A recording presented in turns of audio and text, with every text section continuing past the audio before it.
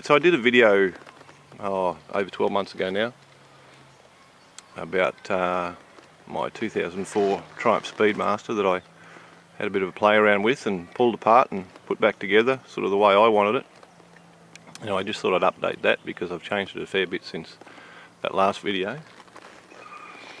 So, I stripped down all the front end, took all the cowls off and all the stainless steel covers off the exhaust. So put a set of rear sets on it instead of the forward controls because I'm not quite willing to give up all of that cornering fun just yet. So yeah, the rear sets are going really well. I think the bike handles very nicely with them on. Of course you can't lean it over too far, the foot pegs sort of scrape the ground just about the same time you run out of front tyre, which is a bit of a bonus so you don't end up pushing yourself too hard, as it gives you a bit of a wake up call when you start scraping your peg.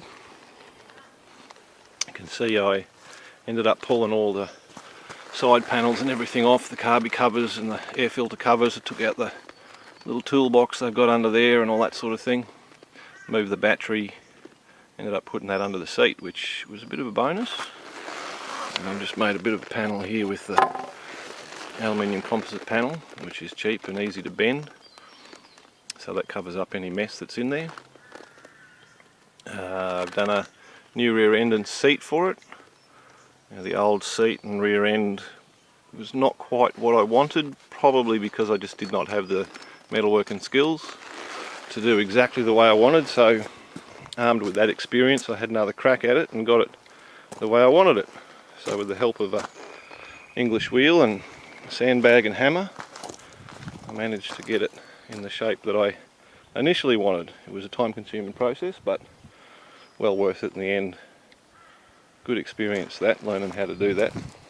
Certainly no master, and it wasn't absolutely perfect when I did it, so I went a bit old school and filled any imperfections with lead instead of using bog. So I probably shaved 10 years off my life with a bit of lead poisoning after that experience, but I think it's good to know how to do these sort of things. So as you can see, she's quite a different machine now. I really like that rear end.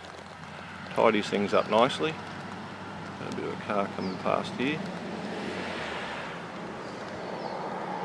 So I've managed to get the thing in a proper state of tune now as well. The last video I did, I was using heaps of fuel through those CR race carbs, and I've done a whole bunch of dynoing and rejetting and everything, and I've got it pretty much perfect now.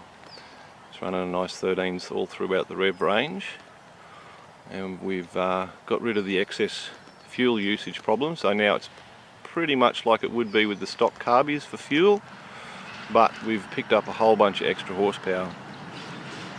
So we've managed to get 84 horses at the back wheel, which I think is a pretty good result from a stock 69 horsepower bike. I'd be interested to know what it is at the crank, but I guess I'll never be able to measure that. So I can't tell you the torque figures just because I can't remember them at this point in time. But yeah, 84 ponies at the back wheel, which I think is just great. And so we've shaved off a whole bunch of excess weight again by putting the battery underneath the seat and taking off all the metal cowlings and little clips and doohickeys and whatnots they've got to hold all your covers over your air filters and whatnot. So I couldn't tell you exactly what it weighs, but I think I took about 30 odd kilos off it last time, and then with the extras maybe an extra 5 or 6 kilos, I'm not sure. I've stiffened up my shocks a heap. She pounds your kidneys a bit when you're on rough roads, but just makes the bike settle that much nicer into corners and things. And it's no rocket ship, but it's fast for what it is. Obviously it's not going to beat any 1000cc sports bike, but it keeps up with them nice. It's a really nice machine. I enjoy riding it. I like the look of it. The only thing I might do to it is change the tank one day.